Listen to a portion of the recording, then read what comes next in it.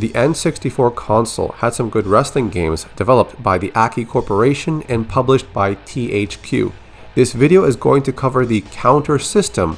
Now, I did a video about this back in 2006, but times have changed, and that old video is in a very low resolution of 240p. So I want to make a new video with commentary and better video quality. The things I will cover can be used in these other wrestling games on the N64 console. Since they all share the same developer, they all used similar game mechanics. Alright, let's get right into it. The game has a button you can press on the controller that activates your block stance. During this animation, your character can get grabbed by the opponent, so the block is not used against that.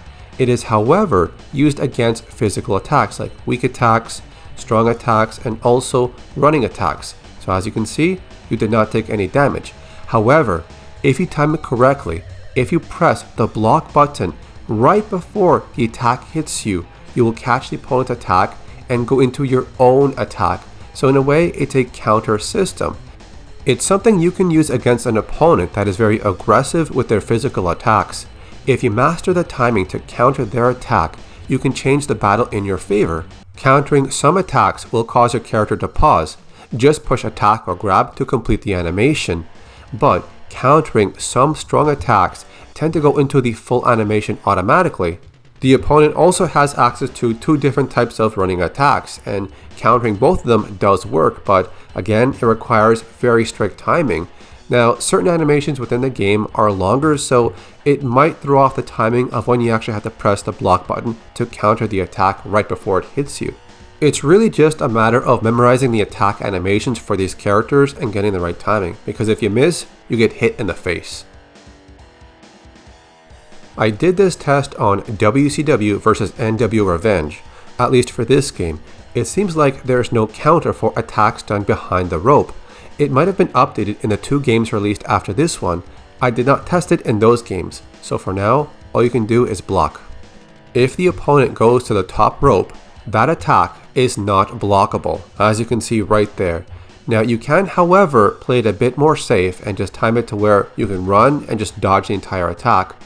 But if you want to be more flashy, you can counter those attacks off the top rope. But as usual, the timing is very strict. Because countering some attacks can be quite difficult, you might be thinking, well, what's the point?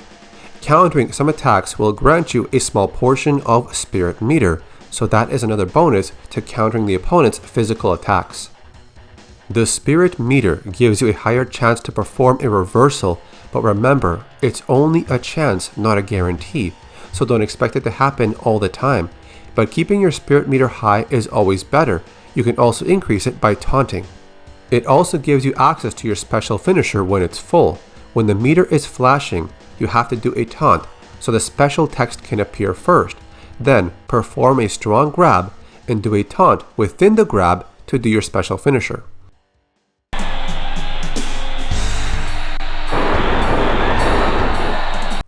If you find yourself outside of the ring, there is an attack the opponent can do while running towards you. This attack cannot be blocked. But some attacks have limited range, so it depends on the character. You do have the option of running vertically or jumping in the ring. These attacks can also be countered, but requires very strict timing as usual. And other characters might have longer animations during this attack, so it might throw you off when you attempt to counter that attack. There is a way to manually do a grab reversal before the opponent fully grabs you, like that. What you have to do is push your grab button before the opponent's grab animation fully completes onto your body. At the very last frame, push grab and you go under their arm and then behind them, and now you have the advantage. This was done on the opponent's weak grab, but it can also work on the opponent's strong grab.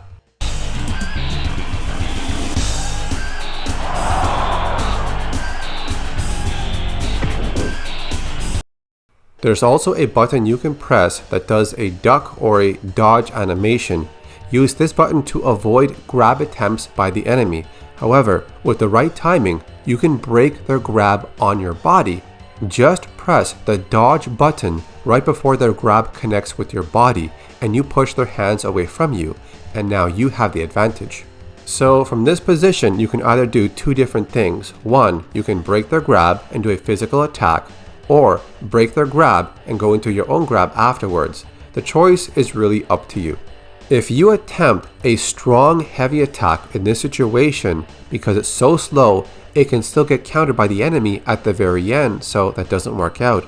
If you also try a heavy grapple, the slow animation doesn't work out. The opponent can still reverse you at the very end, just like that. They can also counter your weak attack, even though it seems fast enough, so those three options don't work out too well. So the best thing to do after you break their grapple is just do a weak grab at the very end, because it's much faster. And that is the end of this guide video covering the counter mechanic system in WCW versus NWO Revenge on the N64 console. These mechanics also apply to the other games I listed at the beginning of the video. So that's it. Thanks for watching, and I'll see you next time.